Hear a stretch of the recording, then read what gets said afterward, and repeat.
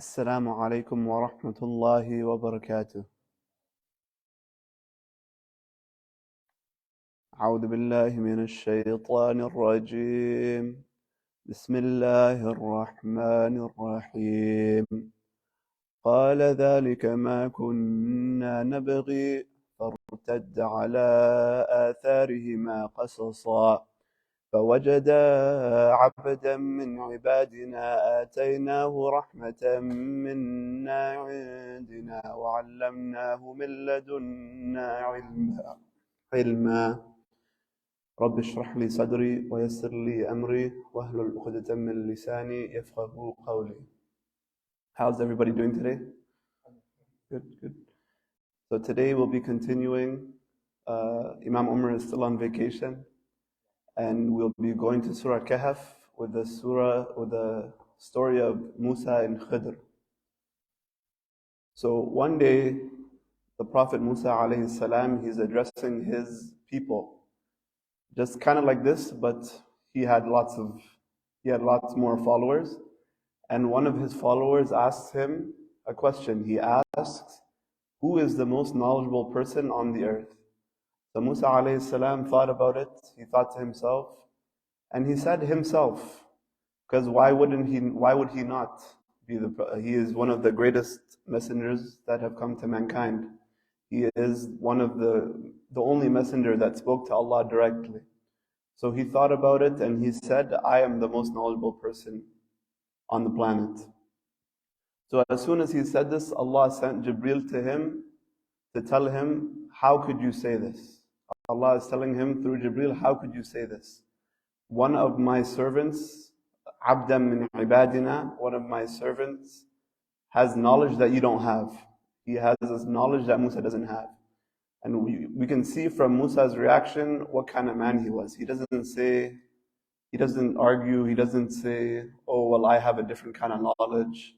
He says, let me go and learn from him. He has a knowledge I don't have. You can see his want, his yearn to gather knowledge that he doesn't have. So he goes on a journey with his steward, like his mentee, someone that he is mentoring. And he goes and he travels along the shore of the ocean for I don't know how long, but it shows his dedication to learning. He wants to learn. He has an inclination towards knowledge. So he keeps going, he goes and he finds Khidr. And who was Khidr? For us, our tradition says he's a prophet. So it's Khidr alayhi salam. So he meets Khidr and he tells him, let me follow you so I can learn from you. This is an important thing we have in our religion, that we call it tarbiyah. You go and you learn from someone. Nowadays we have a lot of things that are hands off. You learn through the internet. There's no personal touch. But that personal touch goes a long way to teaching and raising, especially for our kids. That personal touch will help them grow into the people that we want them to be. So he says, allow me to follow you so I can learn from you. And what does Khidr say? He looks at him and he tells him, you will not have the patience. So again, you see Musa's reaction. He doesn't say, do you know who I am? How are you going to tell me I won't have patience? Do you know who I had to deal with? I had to deal with the people of Banu Israel. He had one of the most challenging people to deal with. But he says, سَتَجِدُنِي إِنْ شَاءَ اللَّهُ صَابِرًا. If Allah wills, I will be among the patient. So he right away says, I will try to be patient. There's no arguing. You see what kind of man he was. So he follows Khidr on this journey. So their first stop, they get to, let's say, an ocean or a lake, and they need to cross. So they go and they ask some fishermen, please, we have no money. Can you give us a ride to the other side? And these fishermen, they were poor, but they were generous. So they said, yes, please come. We'll take you, no cost. So they go on the ship And as soon as they go on the water, and the fishermen, like Masagus, they cast their nets for their fish. Khidr alayhi salam goes into the hull, the bottom of the ship. He takes his axe and he cracks it. So Musa is looking at him and he's saying, "What are you doing? These people were so generous to us. They let us come on the ship for free. How are you going to go and damage their property?" So he cracked it enough so that it would just, like, they would be able to be safe, but the ship is damaged so that water would be coming in, and the ship capsized. But they were able to make it to the shore, and Musa he's perplexed. He doesn't understand. He's like, "Why would you do this?" So for the first time, Khidr, he warns him. He says, "Did I not tell you, you will not be able to have patience?" So Musa says, sorry, this is my fault. Please don't hold me accountable. Give me another chance." So Khidr agrees and they keep going. And whilst his axe is still wet or fresh from the incident that just happened where he broke the hull of the ship, he walks and he sees a few children playing on the shore. And he goes to one of them and he kills the kid. Just like that. He takes the kid and then he kills the kid. So Musa, he does not forget what he just said, that Khidr told him, "Did I not tell you don't have patience?" But with this, the killing of the young boy, it set like a rage inside of Musa, and he wasn't able to control himself. So again, he questions him, "What are you doing? How could you do this? This is an innocent boy. How can you take his life?" So Khidr again, he tells him, "Did I not tell you? You will not have the patience?" So Musa, he sees he has nowhere to go here. He just got his warning, so he says, "Please give me one more chance. Like nowadays we have 3 strikes, you're out, like in baseball." So Khidr agrees. He says, "You know what? Okay, one more. You put the condition. If you break it again, we're done. We will part." So again, they continue their journey. They keep on going, and then after a while, they get to a village. And then as travelers in this time, there was the people, the hosts, they had an obligation to take care of the guest or the traveler. In the Prophet ﷺ's time, they took pride in it, being able to host for 3 days the guest. But these people, they were so stingy, they were so miserly, they told them, "Get lost, we have nothing here for you." And another thing you can see with the prophets of Allah, they didn't have any gold. They didn't have any money. They were there, they were serving Allah. They didn't have the money to go on the ship. They didn't have the money for the food or the drink. So these people, they told them, "No, we don't have anything for you." They badmouthed them. They told them, "Get lost." So on their way outside of the village, there was a wall, like how would you say it? Like a wall surrounding the village, like to protect the village. So they come to a part of this wall that is damaged, and Khidr goes to it and he starts repairing it. He fixes the wall, he fixes it nicely, and Musa is looking at him and he tells him, "The least you could have done was ask for some payment so we can get food." Musa is hungry, he's angry, he feels humiliated. And Musa was that type of person, like a strong personality. So he questions him, "What are you doing? Why are you doing this?" And Khidr tells him, "This is it. This is your last chance. This was your last chance, and I told you will not be able to have patience. This is where we part. هذا فراق بيني وبينك. Our journey is done." But after this, he tells him, "Now I will tell you why I did these things and the things that you didn't have patience to understand." So he tells him, as for the ship and the fishermen, أَمَّا السَّفِينَةِ, he tells him there were some poor fishermen that this was their only livelihood, but they were generous, like they were good people. So he cracked the ship because he knew that there was a tyrant, there was a king. He was coming to seize all the ships. He was going to war. He needed to build his navy. So he went, he took any ship he saw as usable, and he took them. Like, he's the king, you can't tell him anything. He took all of them, and he went to these masakin, their ship, and he saw it cracked. This is useless, he can't use it. So he said, this one we leave, we don't take, we don't need it. And then he goes, he continues. So that was for the fisherman. He says, as for the boy, his parents were mu'minain. They were good people, they were believers. And this boy would have grew up to be not a tyrant, but he would have been a disbeliever. He would have been an open rebellion against his parents. He would have hurt his parents a lot. So he was given the command by Allah to take this boy's life, and the boy will be replaced with a righteous waladan salih, like a righteous boy. And this is where we get the idea that Khidr alayhi salam is a prophet, because no one else can go around taking life saying, oh, Allah told me.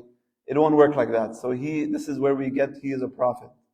So this boy, he took his life, and Allah will grant this righteous parents a boy that will serve them, a boy that will be good with them.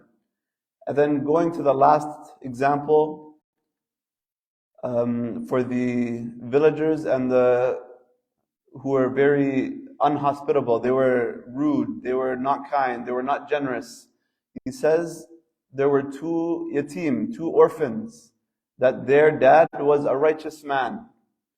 And that righteous man, because he was a righteous man, and he had his kids, he buried some treasure underneath that wall.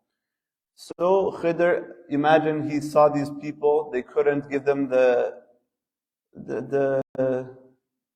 human courtesy, human decency of giving them a meal after they've been traveling for so long. What would they do if they found these orphans' money when this wall collapsed? So he fortifies the wall, hoping that when these boys get older, they can go and they can dig up this money for themselves. So what can we learn from these stories? Like, one thing that we should know is the Quran is not a storybook. We're not here just to read stories. Like this story of Khidr is unique, but there's a few stories of the Prophet Musa alayhi salam that repeat. Last week we did Surah Luqman. These are all stories, but it's not a storybook. Sometimes they repeat. Allah usually has a theme, or He has a point He wants to bring across. And He uses these stories to point out what He wants you to get from. So it's not just, oh, story, nice, we listen, done. There are some lessons we need to take from this story. So as for the fishermen, what can we learn from this? We see that they were generous people, but they were poor. And what did Allah do? Because of their generosity, He preserved their object of generosity. They were generous with their boat. Allah preserved their boat. And they found themselves, the day before, they were poor people. But think about it, the next day, once all the ships are taken and they are the only person with the ship there, they are going to make a lot of money. Like in that time, they would have been wealthy people the next day. They had what we would call nowadays a monopoly on the industry. So you see, whether it be your money, your time, whatever you have, these people didn't have money, but they had their boats and they did it for the sake of Allah. They gave Him a ride for free. So Allah will preserve whatever you use in His sake. So you give money, Allah will preserve your money. He will increase your money. You give your time, Allah will preserve your time.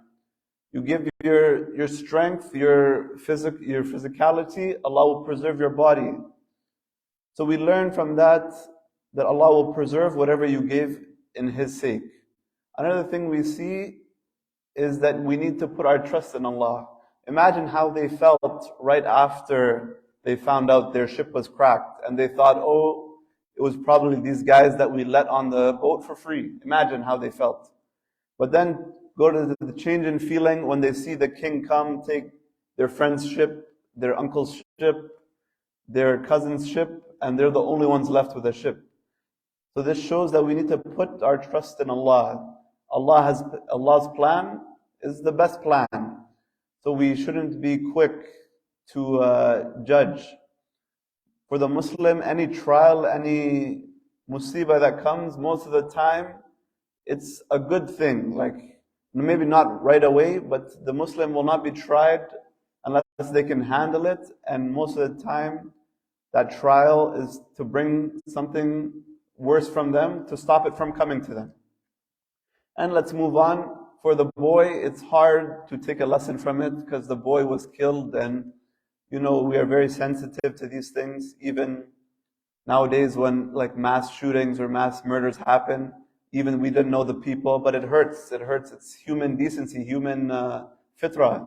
We feel bad. But for these people, the parents, one of the worst things they can have is the loss of a child. I am not a parent, so I can't speak to it, but if I had to guess, I would guess that it would be one of the worst things you can experience. So they, at the moment, they were feeling immense sadness. Our boy, our young, strong boy, taken from us so young. But if you think about it, what is worse than losing a son? Imagine having an evil son that one day they would probably end up cursing. Oh Allah, like, look at our son, look what he's doing to us, he's bad to us, he is wronging us. So in a case that would be worse if you think about it. So Allah is doing them a service. Allah is taking away this evil boy because he's still an innocent boy, so they have the good memories. They don't have no bad memories of him. So they have all the pleasant memories, and inshallah they will have all the good memories of the waladun salih, the good boy, the righteous boy. So again, you see the theme reoccurring that you have to put your trust in Allah. When a calamity happens, we should turn to Allah. That is one of the things we should do. And then let's move on. Maghrib time is coming to the last example. We go to the story of the yatim and their father. So what can we learn from this? So in the Quran, Allah says, وَكَانَ أَبُوهُمَا صَالِحًا, and their father was a righteous man. And because he was a righteous man, he is protecting his kids way past when he passed away. 15, 20 years passed.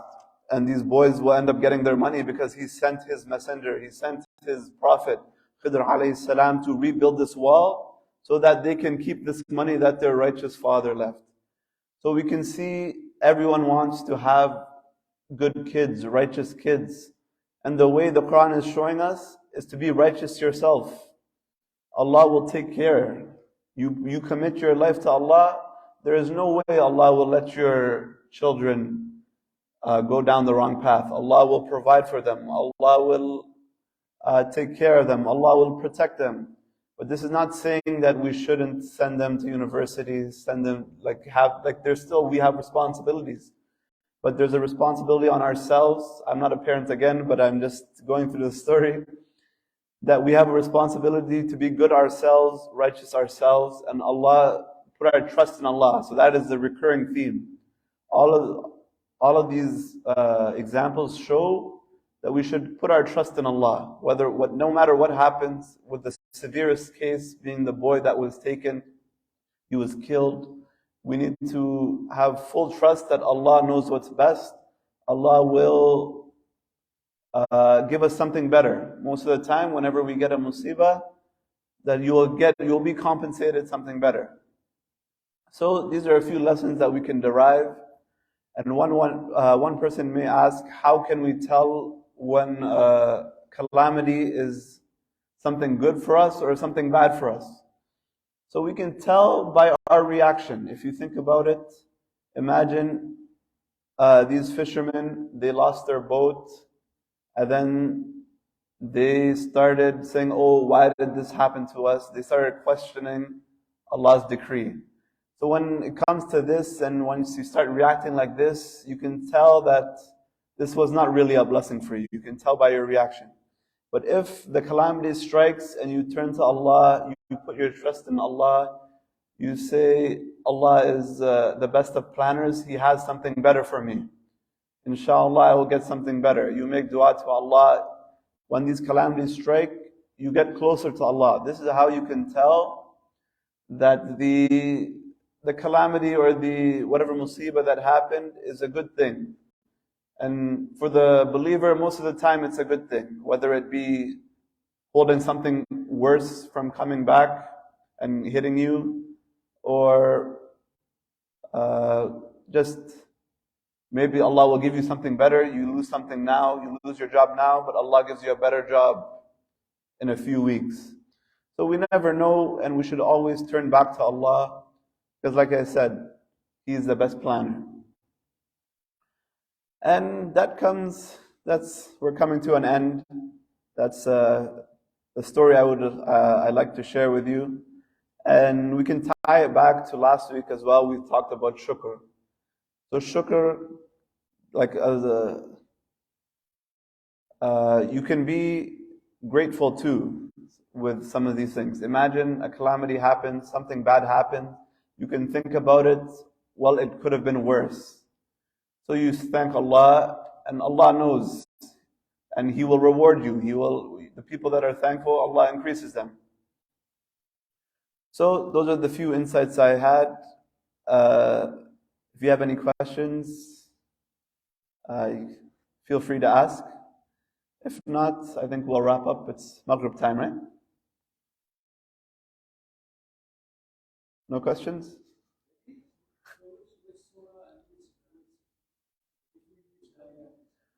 So this was Surah Kahf. Surah Kahf between ayah.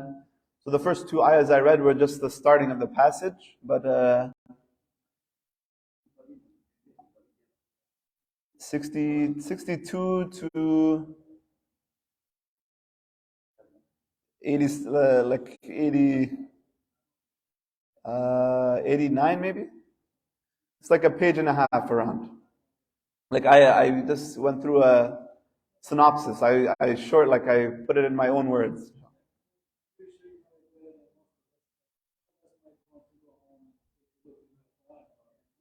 Yeah, for sure. Just come see me after Salat al-Maghrib. I can show you where it is in the Quran, inshallah. Okay, with that, we're going to conclude. اللهم صل على محمد وعلى آل محمد كما صليت على إبراهيم وعلى آل إبراهيم في العالمين إنك حميد مجيد. اللهم بارك على محمد وعلى آل محمد كما باركت على إبراهيم وعلى آل إبراهيم في العالمين إنك حميد مجيد. سبحانك اللهم وبحمدك أشهد أن لا إله إلا أنت أستغفرك وأتوب إليك. جزاكم الله خيرا. السلام عليكم ورحمة الله وبركاته.